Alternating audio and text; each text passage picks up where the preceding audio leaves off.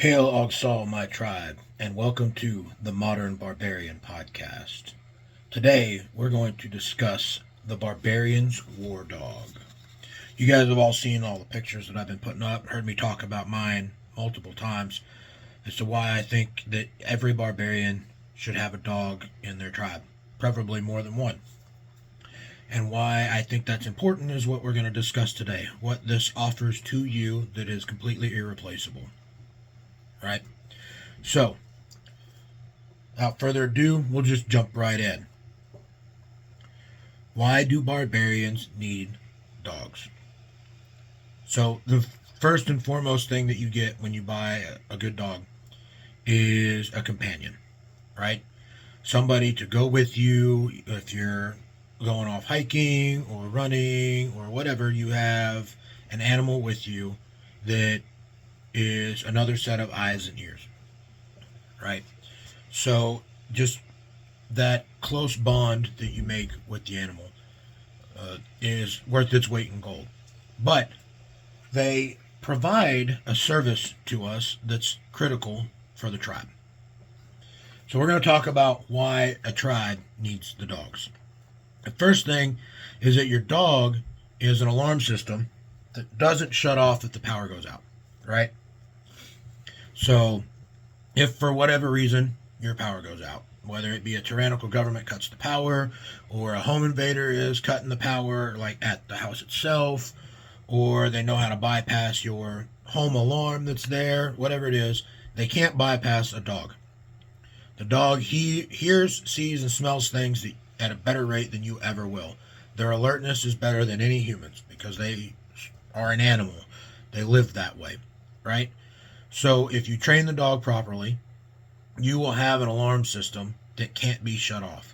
Even when my dog's asleep, if somebody gets in my yard, she notices it and lets us know. Right? They're at a different level of alertness than we can be.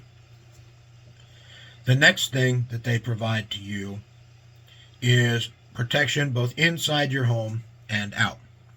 So if you properly train the dog again as a defensive dog, you will have a registered service dog that you can take anywhere in the world.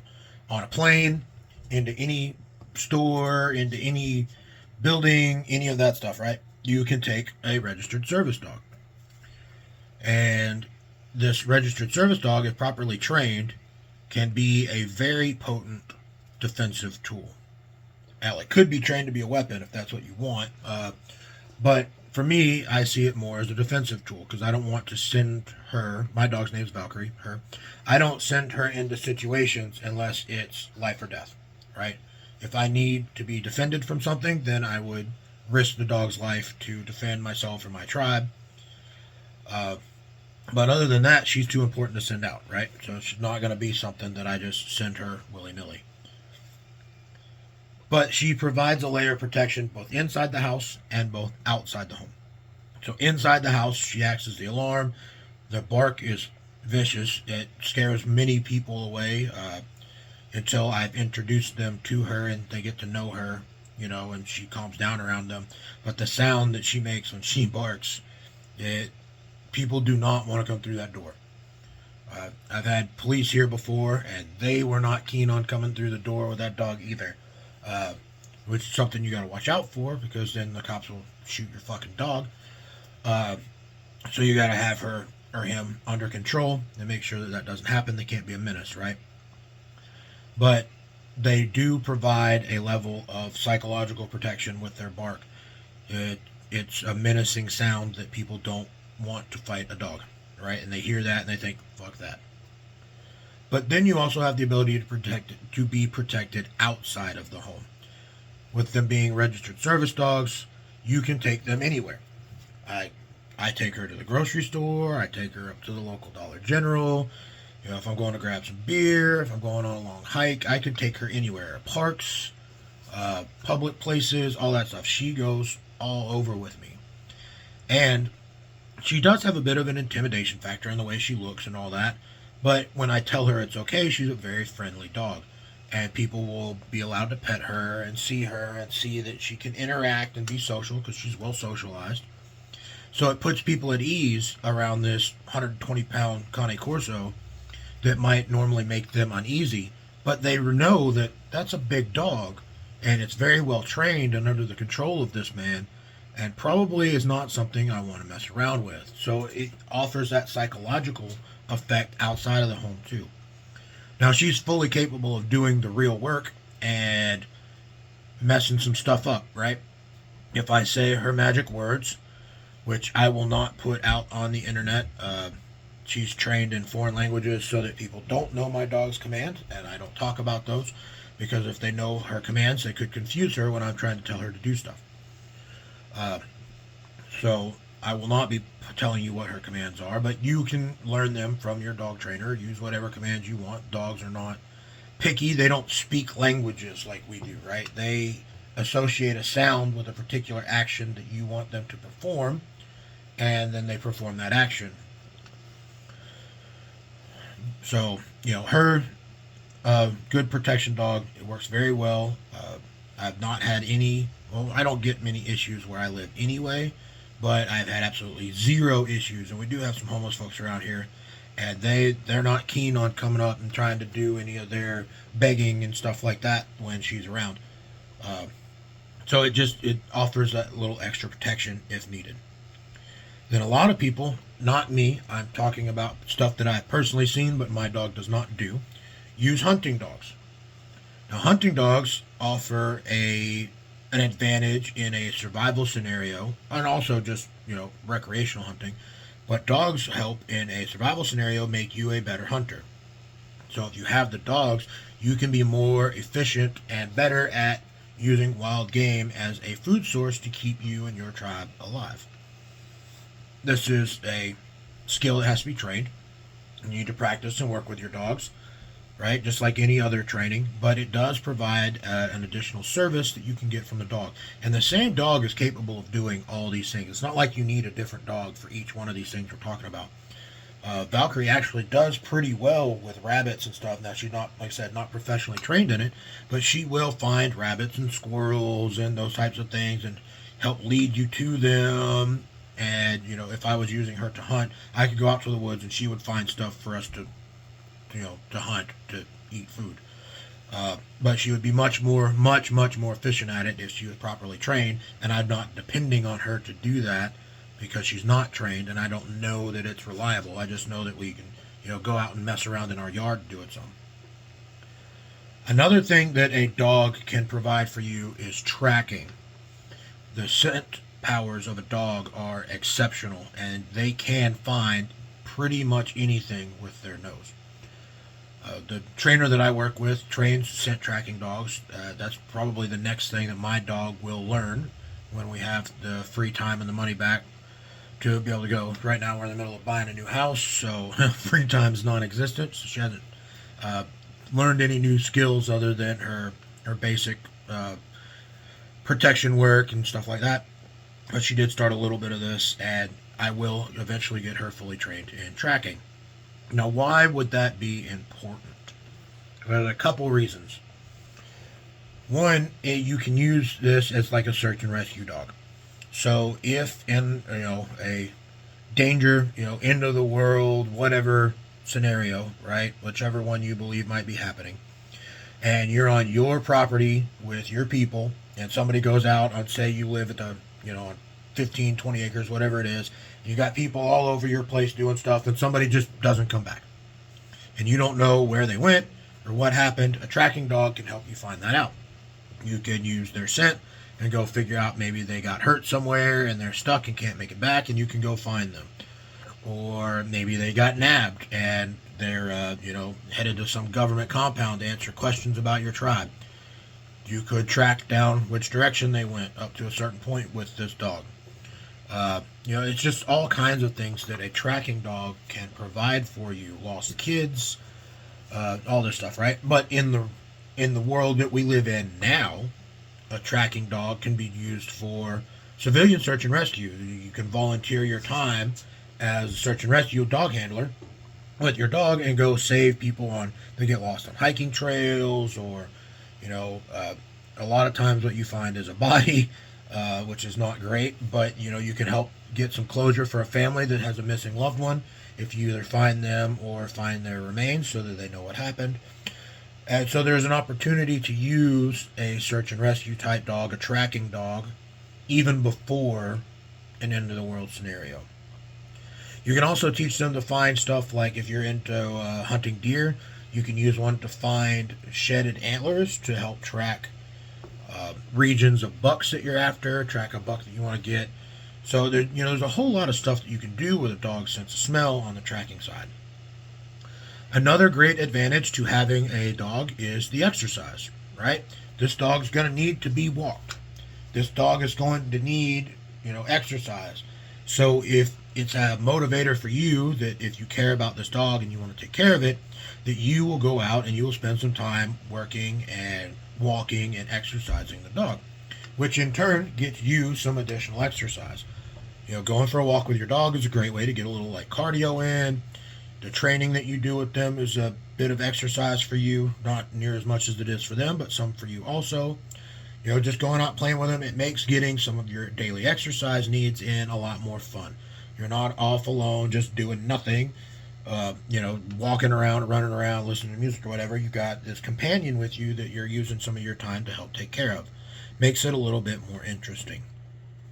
And another good thing that happens with dogs is sometimes you can meet other possible barbarians, right? The people in the dog community don't all think the same, but you see people doing the same type of stuff with their dogs that you're doing, and there's a possibility that they think the same.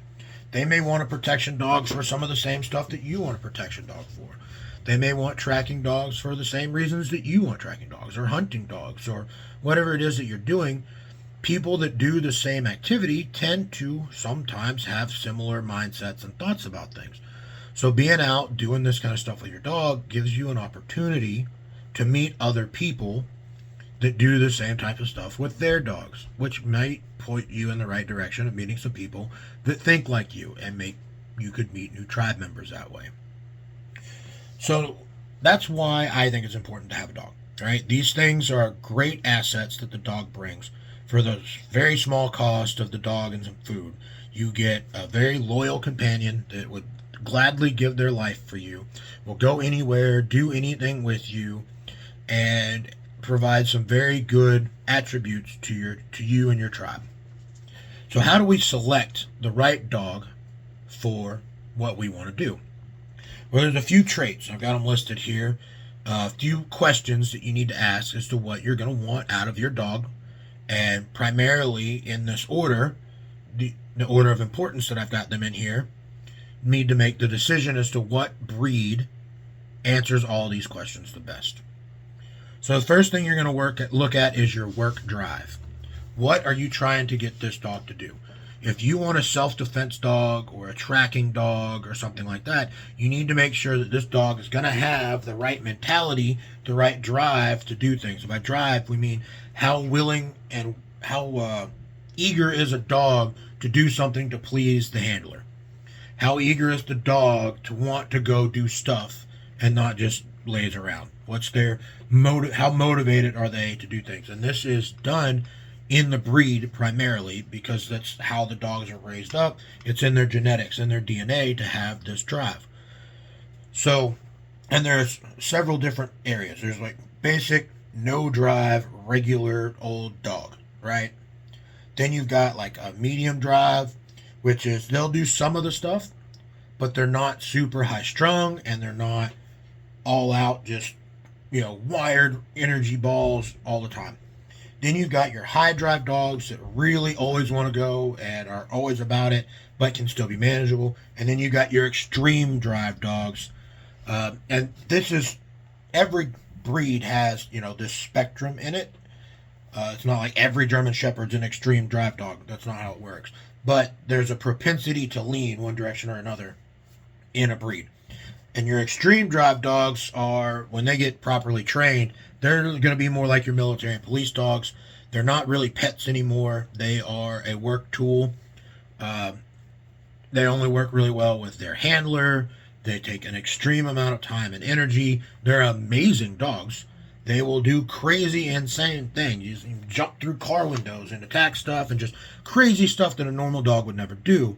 But they're not as good at being a pet on the backside, right? They're this very high, extreme drive, extreme energy dog, and it's very hard for them to shut that off. So they wind up being more tool and less pet.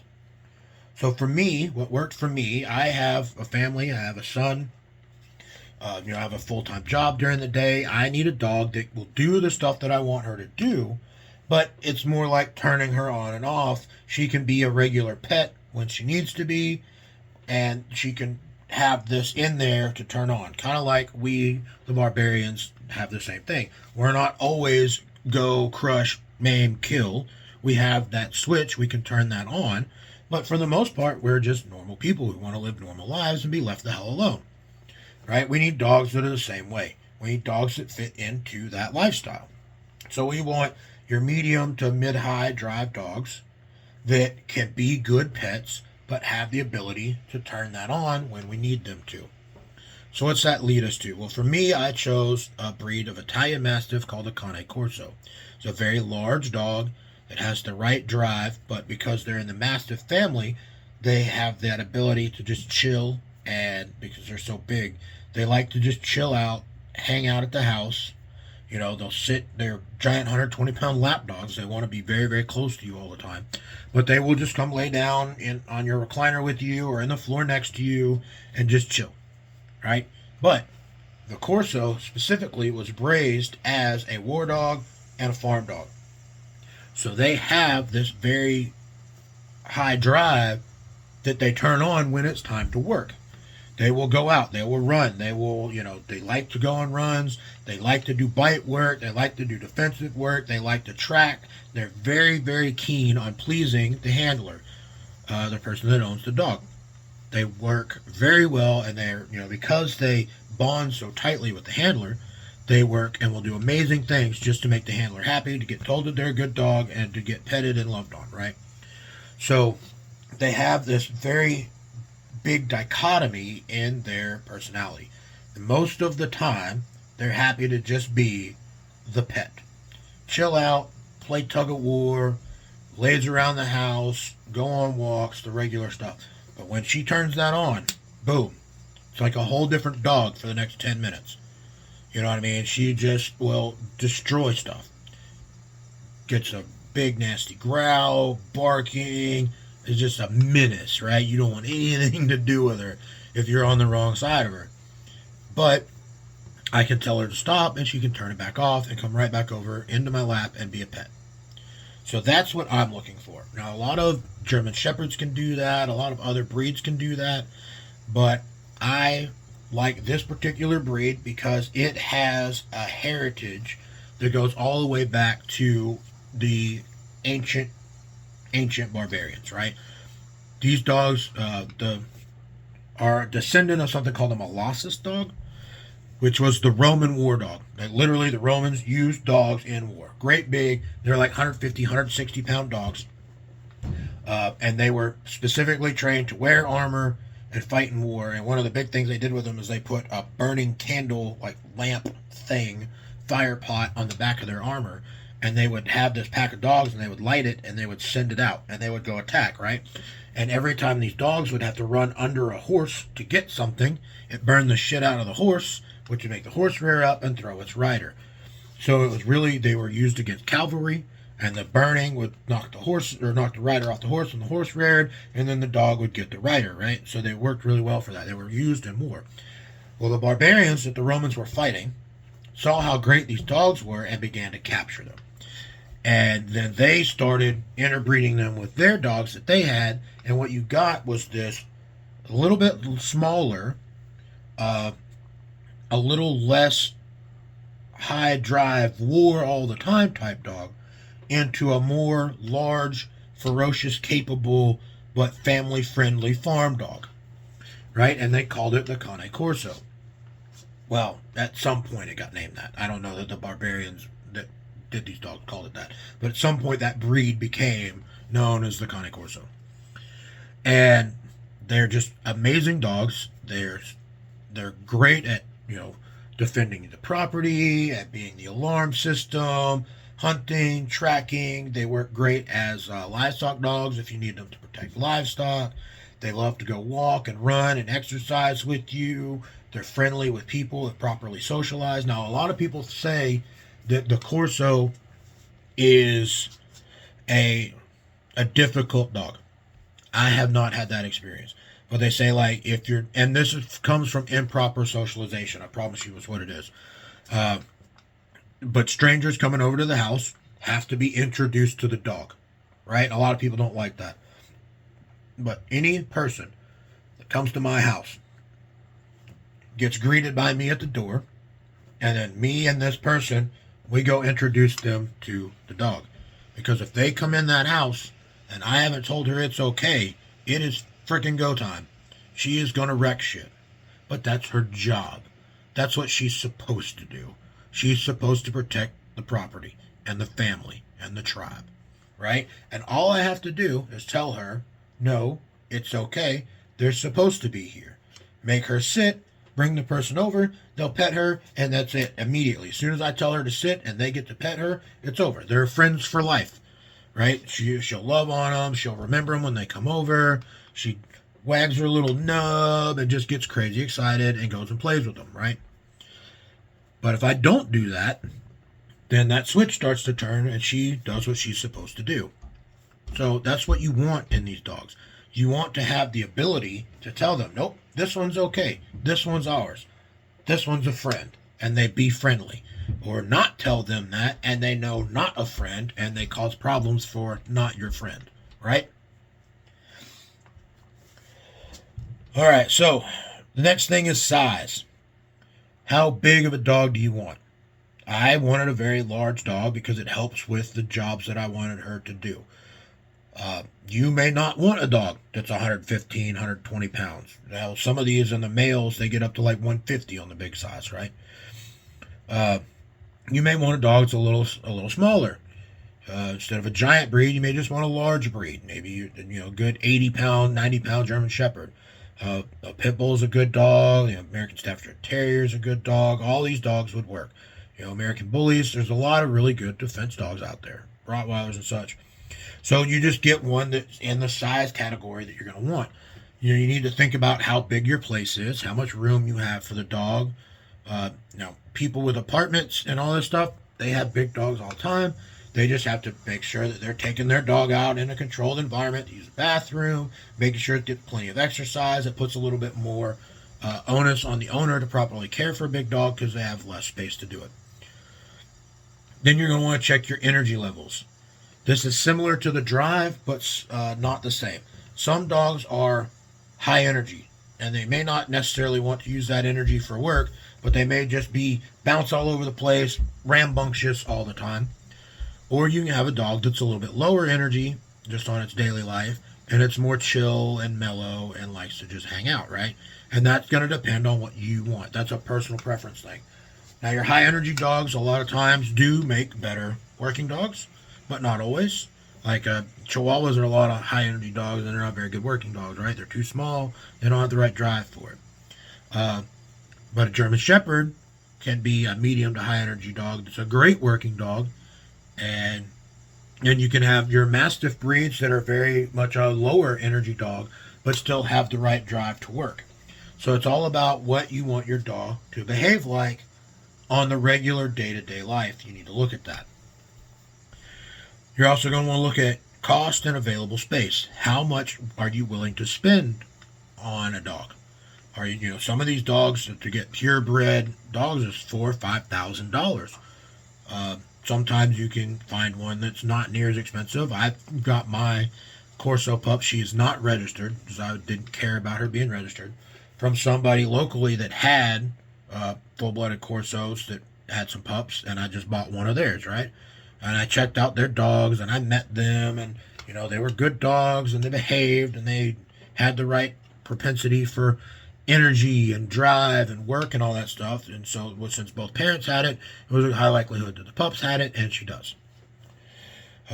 Available space, again, how much room do you have for a dog will help depend what kind of dog you want to get. Are there any little barbarians in the picture or in your future? You need to make sure that the dogs you get work with kids. Some dogs are very good with kids. Most every dog breed can be trained to be good with kids, but your very large dogs uh, can sometimes be a problem with small new children because they, while trying to play with them, might knock them over or scare them and then cause the child to have a fear of the dog, which is not something you want. So think about that, how much time you're willing to put in teaching your kid and your dog to cohabitate and making sure that the size of the dog you get works with the type of children that you're going to raise. You also need to look at your skill with dogs, right? If this is your very first dog and you're going to get, you're going to have, and you're going to train, maybe don't have a 150-pound monster that you don't spend enough time with, and then you wind up with this liability that lives in your house, right? Make sure that you work within your skill level. Now, you can get any dog you want. You're a free American, right? But if you're not going to have the skill to train it, hire a professional to help you. Start young. Make sure you're doing all the right steps and spend the time and the money to make sure that you get the dog that you want. And learn that skill. The trainer is going to have a whole lot harder time training you how to handle a dog than they are going to training that dog to do the right thing. The human factor is the big one. I learned more about how to properly handle animals from my dog trainer than my dog learned from my dog trainer. Substantially. And I spent hundreds of hours outside of the time with the trainer working individually with my dog, refining those skills for me and building them in her so that we knew how to work together. You need to be willing to make that level of commitment to have one of these dogs. Now, you get a huge benefit for that commitment. You're buying a foolproof alarm that can never be turned off. So there's something to be said for that, but it takes a little bit of time. Are there any other pets in the home? You need to make sure that you are aware that some dogs are better with small animals than others. Some dogs are more aggressive towards small animals than others. That's another reason I went with the Corso, is because they were bred as farm dogs. It's more ingrained in them to not destroy other animals unless it's an actual fight, like that animal is attacking something, right? Just as for instance, when my dog Valkyrie was about a year old, she started in on some of her tracking stuff and just learning the area, and she comes back with a tiny baby bunny rabbit, right? Now, she did not kill this little bunny rabbit. She didn't hurt it in any way. She just found it, and she picked it up, put it in her mouth, and brought it up to the porch and delivered this little rabbit to my wife. And I thought, oh, you found a rabbit, right? So then I get her on a leash, and I make her take me around, and she starts sniffing and stuff, and she takes me to the little burrow where she found this rabbit. And there's some other little rabbits in there. So I take this little rabbit, and I put it back, and I tell her, leave them alone, and we didn't have any problems with her. I come back the next day, and the mom's come back, and she's moved the rabbits, and they're not there anymore. But, none of the rabbits are dead. Nobody was hurt. My dog just found it and was like, hey, this is cool, and brought it to us, right? Other breeds of dogs might not do that. I'm not going to accuse any dog of anything or say anything negative about any of them. I love all dogs. But some dogs are more prey-driven and would have treated that like a hunt situation and possibly eaten that rabbit instead of more livestock type dog that would have picked it up and brought it to us to protect it, right? So that's something to think about, is if you got other pets in the home, would they be seen as prey to the dog, and would there be an issue? Another thing to consider is the dog's noise level. Different breeds of dogs are more prone to barking than others. Different breeds of dogs are louder barkers than others. And you've also got, think about if you're in a second or third floor apartment, right? And you put a 150-pound dog in there, it's going to sound like that dog's walking around in concrete shoes all the time. Whereas if you get a 80-pound dog, it's not as bad. So something to think about is, if you're an apartment dweller, is what noise level this dog's going to bring into your life. I wanted a loud dog, but she's not a regular barker. She doesn't bark just to be barking. Now, she hears something, she's going to bark. And she's a very loud barker and will wake you up. But that's what I wanted. That's what the alarm system thing we're talking about, that's what she's for. But she's not one of those dogs that'll just sit there and bark for an hour straight for no damn reason. We've all seen those dogs. They're annoying. They need some help. They need to be properly trained. But that's not in this breed's design. It's not in their DNA. It's not something they do. It's just bark for an hour for no reason. So do some research on that. Make sure you have the proper time to invest in your dog, because it's very important that they be properly trained and socialized, that they get out in public, they meet strangers, they learn to walk on a leash with a harness or a collar, and that you can control this dog, and that it can behave in public so that you can actually take this dog with you, because the dog can't offer you any of these benefits if it's not with you. You also need to look at separation issues. Some breeds are worse about separation anxieties than others. That is one of the things that a Corso has, is the propensity towards separation anxiety. So proper training and getting her used to the days where you're at work, putting her like I put my dogs in kennels during the day. They're kennel trained. They have comfortable beds. They get toys. They get food, and they know that that's their safe little den area, and nothing can get to them in there, and they're fine, and they'll chill out while I'm at work and not have any problems, right? But some breeds have more separation issues than others, so you need to be aware of that and make your plan around that, or pick a breed that works within your lifestyle. And finally, we need to talk about trainability. Now, pretty much any dog can be trained, but some dogs train much better than others. They pick things up faster, they do it better. It's just easier to train certain breeds of dogs. My experience has been with German Shepherds, Pit Bulls, and Corsos, and I also had a Rottweiler. I've landed on Pit Bulls and Corsos for my dogs. German Shepherds train extremely quick, extremely easy. They've got all the right drive and all the right stuff, and they're great dogs, and I would not balk at having another one ever again. I loved mine. But I think everything that a German Shepherd does for my style, the Cane Corso does better. They're bigger dogs, they're stronger dogs, they are a little bit more chill in daily life. They don't need near as much attention all the time. Like, Valkyrie's happy to just lay down with me, whereas my Shepherd was always grabbing toys and wanted to play all the time and was, always trying to be actively engaged. She was a higher energy dog, right? The Corso is a little bit lower energy during the day when I'm, I've done 2 or 3 workouts that day, worked my 10 hours, I'm ready to chill and, read a book or whatever. Valkyrie will just lay down with me and let me read, where my last dog before her, my German Shepherd, sometimes would, but there was days she was going to play, and that's just the way it was, and you weren't getting anything else done. But trainability. I've landed with the Corso and the Pit Bull. One, because my wife loves Pit Bulls. She's always going to have one. So that's not really my choice. It's just what we have. But they are great dogs. They're very good nanny dogs, and they're very easy to train. The Corso works right along in that bloodline too. Like, they're great dogs. They're easy to train. They're chill, but the trainability is very high. So just make sure that the dog you get has the right propensity for training for the amount of time that you're willing to spend with it. So, we talked about why you want dogs and some of the selection criteria for a dog. Let's say you've sat down, you've thought it over, and you've picked your dog, right? How are we going to find the right quality of dog in the breed that you've selected? Well, you can work with a breeder, and you can get registered dogs. Now, this is not going to guarantee you that you have a dog with drive or that you have any of these other traits that you're looking for, other than it will guarantee you that you should have a good specimen of the breed. That it will be full-blooded, it will be of that breed, and it should be a good specimen of the breed.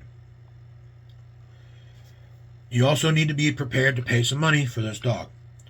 Again, it depends on where you go.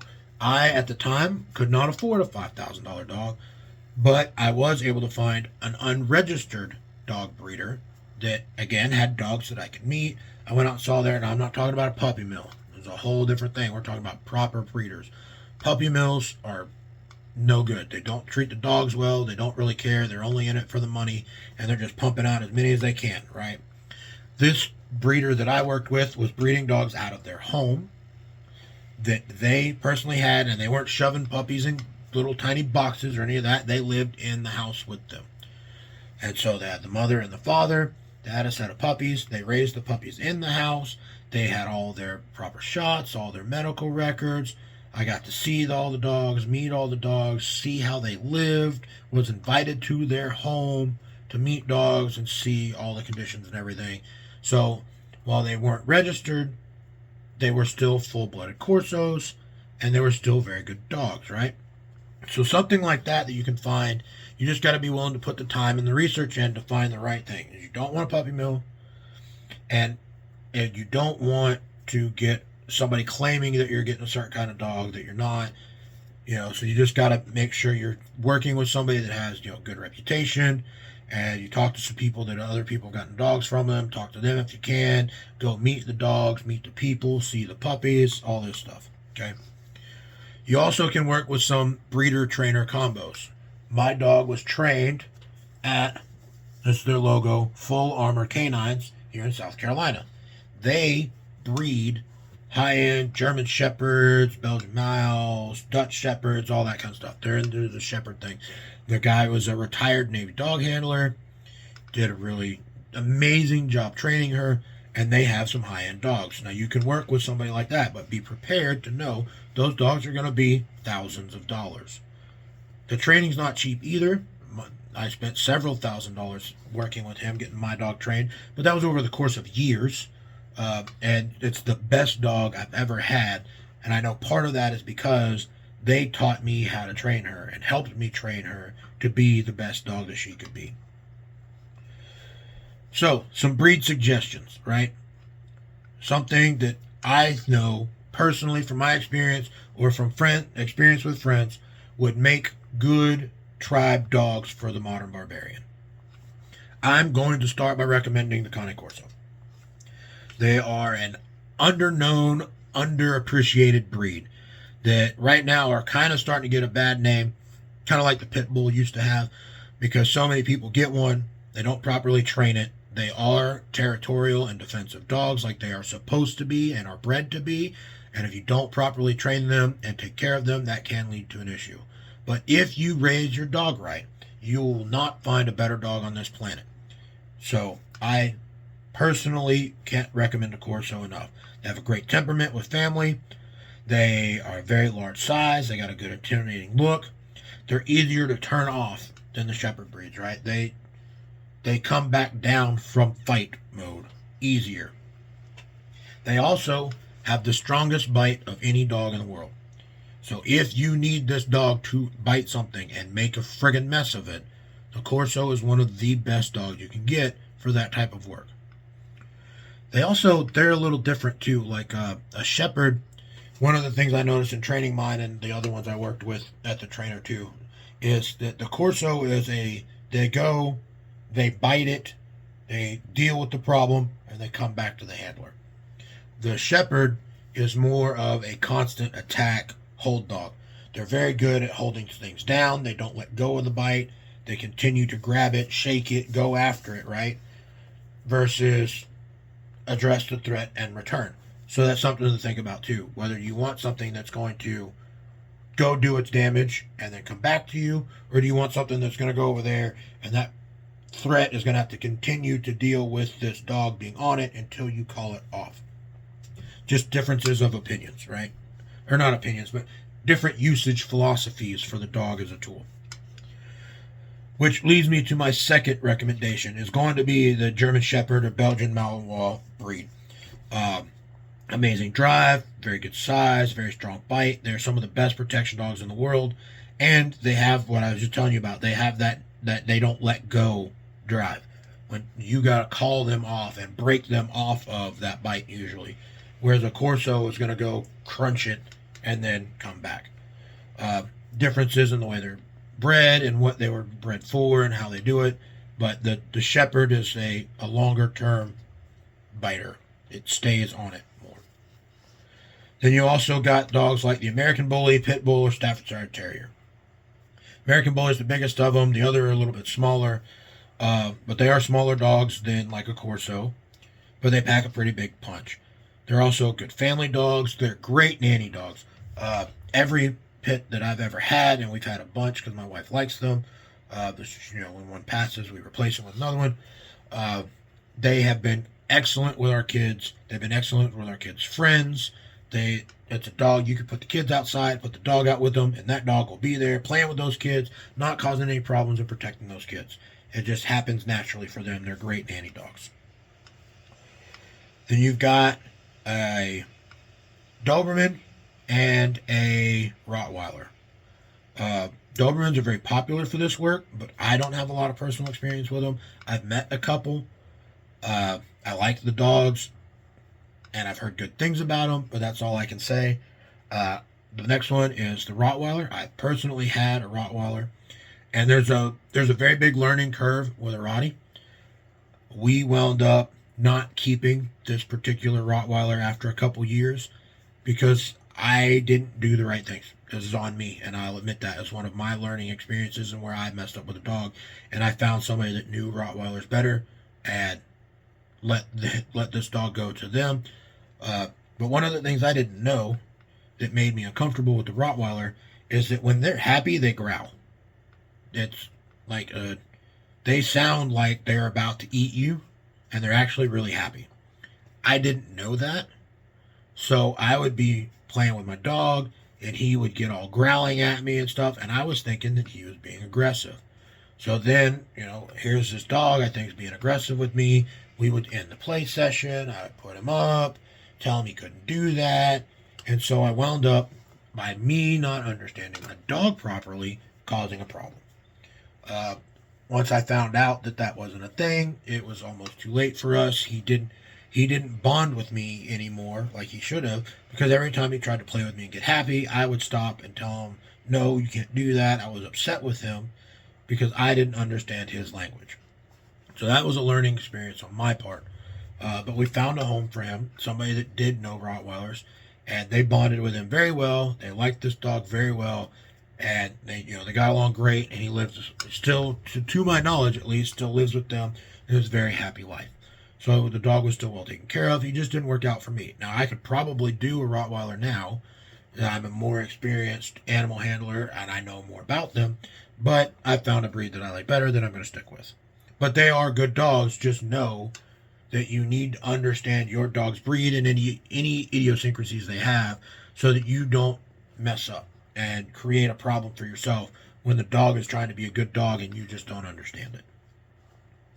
Now, this is not an exhaustive list. This is just some ideas of where to start. There's all kinds of great dogs out there. Rhodesian Ridgebacks, and, there's another one that could make the list. The Doberman could make the list. There's just a great Pyrenees are good dogs that do this kind of stuff. So just go out there and take a look and find one that makes sense for you. Make a plan of what you need of these selection criteria, and research the breeds and see which one fills your criteria the best. So now you've got your dog. We talked about why I think you should have dogs, how to select the dogs, some good breeds and who to work with, how to find them. What are we going to train our Barbarian War Dogs to do? Well, I think the very first thing that we should do is basic obedience. That's the very first thing, right? They start young, as puppies, and you just work with basic obedience so that you have good dogs. They need to be able to sit, stay, lay down, come when you call them, walk on a leash, all the basics that you need a dog to do. That's what you start with. Those classes run a couple $100 with your high-end trainers.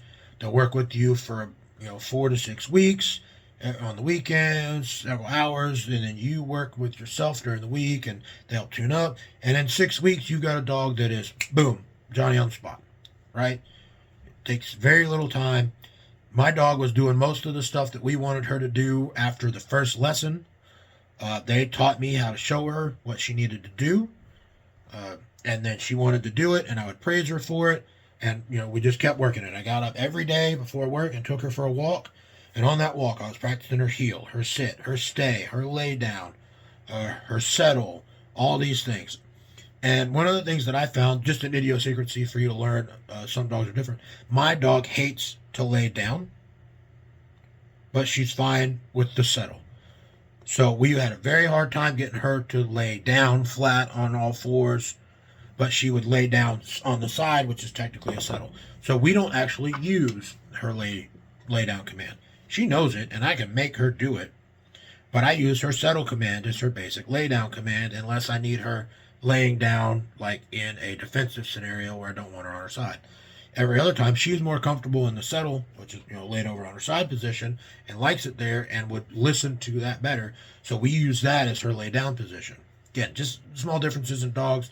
Your trainer will help you pick up on those things and help you understand how to be with your dog the best handler you can be. After you get your basic obedience down, you're going to want to start personal protection work. So personal protection, I think, is the primary thing that every barbarian war dog should have. They need to know how to be a protector. They need to be trained, know the key commands. You should be able to send them over there to bite if you need to. They should know how to hold a perimeter around you and bite anybody that comes inside that perimeter under command, all of that stuff. After that, and kind of comes with it, they'll get that in that perimeter defensive training, you can teach them home defense, which is where you can show them in the house that when you say their defense word, anything inside the house is to be protected. Don't let anything in, right? So that's the second one. Personal protection and then home defense. So you can take her with you and be protected, or you can set her on guard to protect your house or your car or whatever, right? Then for me, the next thing that I'm going to learn, I think is the next most valuable, is the tracking stuff. Search and rescue, hunt tracking, it all kind of comes out to the same thing. Tracking is the next most important one for me. Search and rescue more so than hunting. I would rather be able to find a missing tribe member or track down something that I need to track down or any of that stuff than I would use her as a hunting dog. Then the hunting side is another thing that if we have time, she may learn one day. And then the last thing that you can teach these dogs to do is therapy work. Dogs make great therapy tools because they can be used as a calming force, right? We talked about it before. I struggled with anxiety for a while after an event that happened in my life. And my dog was one of the things that made it easy to, or not easy, but helped me get through that, right? She would come up, she'd tell I was upset, she would come lay with me and give me somebody to love on and pet and just be with, and it would help break my mind out of that anxiety cycle. They also work for PTSD, emotional support, there's other medical issues. All of these can be a need that your dog can fill. So if any of those make sense to you, you can have your dog trained in that as well. Then you need to know how to get your dog properly trained. So I'm going to recommend what I did because I know it works well, and I'll tell you what that process looks like. First, you want to find yourself a retired military dog handler because they make some of the best trainers. They spend a lot more time training dogs for this kind of stuff that we want dogs to do than just about any other type of dog trainer on the planet. I told you my dogs were all trained by Full Armor Canines here in South Carolina. You're going to want to start with obedience training. Then in between obedience training and your defense work, you're going to have to do a bite work test to check to see if your dog has the proper defensive mindset to actually bite something. So they will put on a sleeve and they will mess with the dog and agitate the dog and do what they need to do to see if they can get the dog to bite on that sleeve. If the dog is willing to bite, then we can train the dog to bite how we want it to bite. If we can't get the dog to bite, it's not going to be able to do the defense work because it won't bite to defend itself. Then therefore it's not going to bite to defend you. So you got to have that test done early. Pretty much all the breeds we talked about today are known for passing this test. It's a very, very, very rare one that doesn't. Then, as soon as possible, start training for personal defense, right, with your dog. We started at about 12 to 14 months with Valkyrie. I got her at 3 months-ish. It was something that was cool for us. My dog was born on the Marine Corps birthday, so I know how old she was. We got her really close to 3 months. Then we started her obedience training at 4 months. At 6 months, we tried the bite work test, and she wasn't quite ready. She got that drive closer to a year. Then at a year, she passed her bite work test, and we went right into it and have done all the bite work training classes that they have for us. And she is now a registered service dog for a personal protection dog. So you start that as soon as possible. And then once that's done, once their primary purpose, which is the alarm system and the defense of the tribe, is done, you start teaching them all the other stuff. You may continue to work with that trainer if they teach the dogs the stuff you want them to do. I've been working on some of it myself, teaching Valkyrie how to hunt sheds, which is finding drop deer antlers just for fun, to work with her nose because she likes to use her nose for stuff.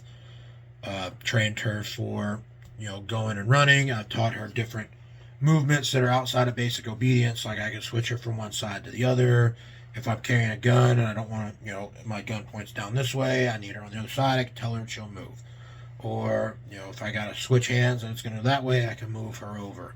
I've been doing a lot of off-leash work with her so I can control her with just the sound of my voice, and I don't have to leave her on a leash all the time. So if I'm out hiking or whatever, and on my property where it's legal, I can let her off and we can practice all this, and I have a dog there that I can know will do what I need, and I still have both my hands free because I don't have to hold the leash, right? So just stuff like that you can continue to work on.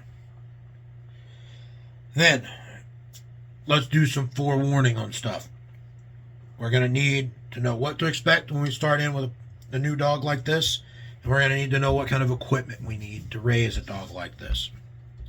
First thing you're going to need to know is, in order to do this right, you need to start with a puppy, which means you have to deal with all the puppy problems. Puppies have to be housebroken. That doesn't always take a long time. Sometimes you can housebreak a puppy very, very quickly. Sometimes they're more difficult. Valkyrie was on the more difficult side. Just because, I don't know why, she's very particular about where she goes to the bathroom. So it wasn't as easy as just take her outside and she would immediately go to the bathroom like our pit bulls have always been. I had to actually take her and let her walk, and she would find places along the walk that were the right spot for her to use the bathroom. So it was a more time commitment to get her out to use the bathroom. So I had to adjust my schedule to give her appropriate time.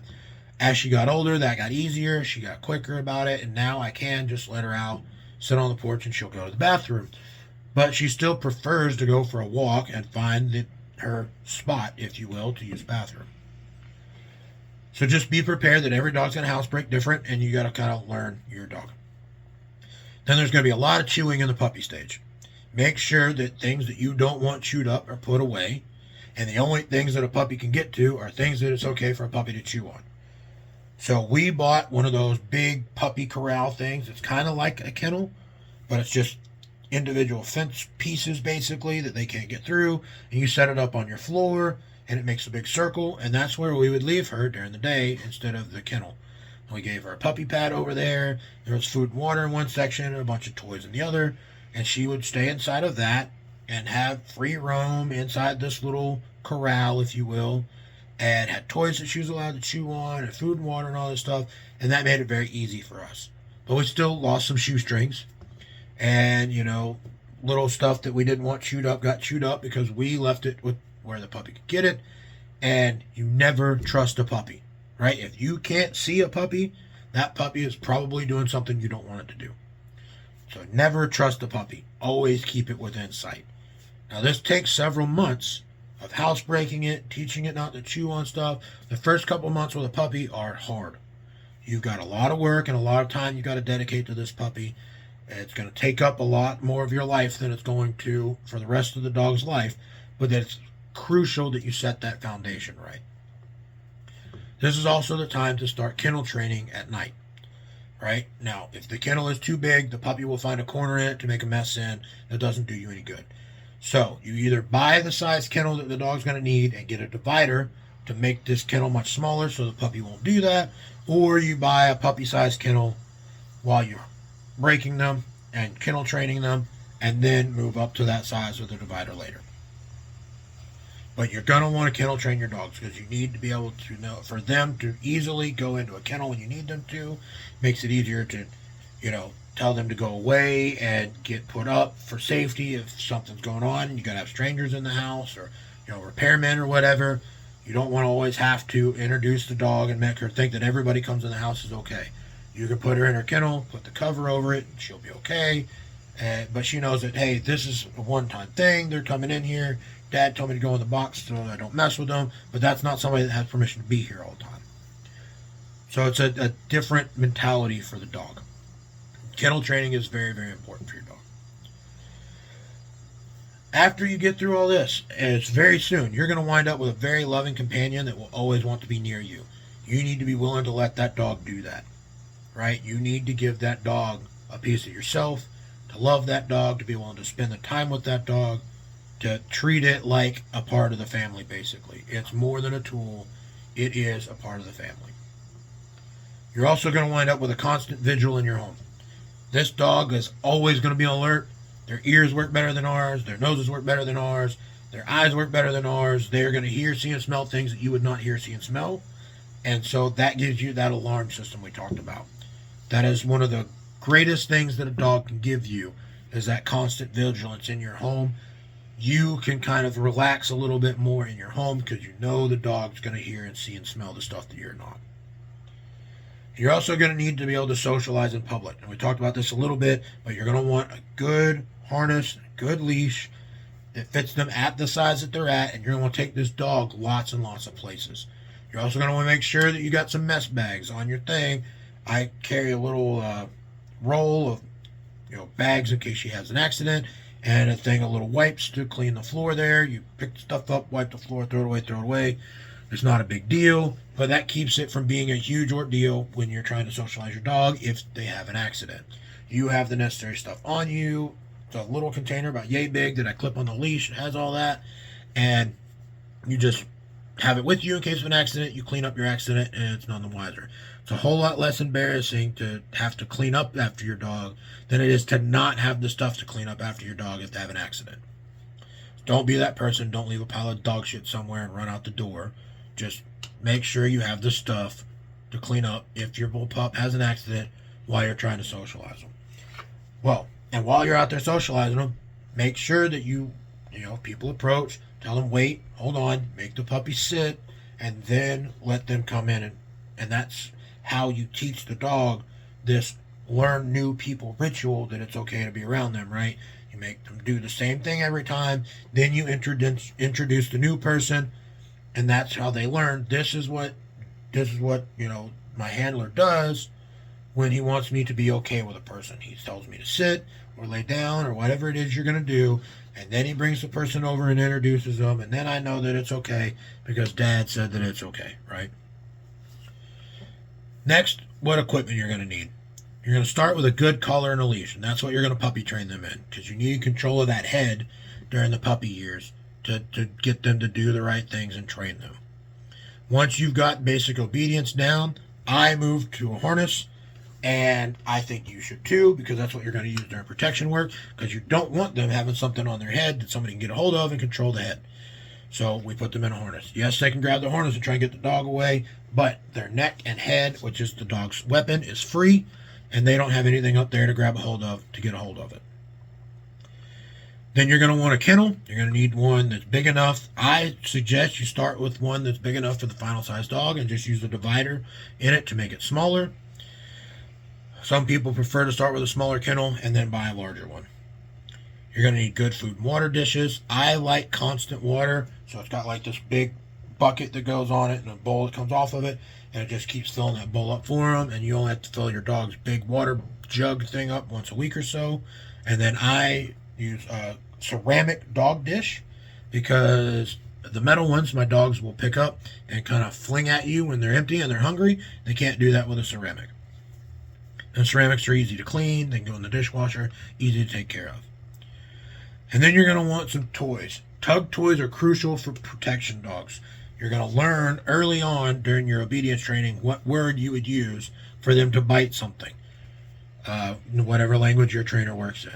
And then you're going to start using that word as you play on the tug toy with them. So you'll use it say the word when they bite it, praise them for doing it. Then there's a word for release. And when you take it from them, you use the release word and praise them for letting it go. And that's where you really start training them that those words mean bite and let go is in your playtime. So those toys are going to be crucial. And that's it. That's really all there is to know. Well, no, that's nowhere near all there is to know. That is the very beginning basics of what it takes to have a war dog in your tribe. And I really think every one of you should. So, let's start wrapping this up. Thank you for listening. Don't forget all of our social media. Use the social media to find the next barbarian for your tribe. We got Facebook, we've got Reddit, we've got X, all Modern Barbarian. Well, X is at mod_barbarian. You got the Modern Barbarian Pod on Reddit, Modern Barbarian Podcast on Facebook, Modern Barbarian Podcast on Instagram. We also have a Tumblr for the Modern Barbarian Podcast. There's a Patreon. We have YouTube. This will be out in video form if you're listening to this as the audio podcast. Or we have the audio podcast available on iHeartRadio, Spotify, Apple Podcast, Amazon Podcast, Google Podcast. It's all over the place. So like, share, subscribe, no matter what you're on. Click any buttons you need to click to be able to hear us. And please share these with your friends, because if the shit pops off like we think it's going to, you'll probably be really glad if you got yourself a war dog, because then they can't turn your alarm off. And you got somebody else that's willing to fight on your side. And that's all I got for you guys today. This is the Modern Barbarian, signing off.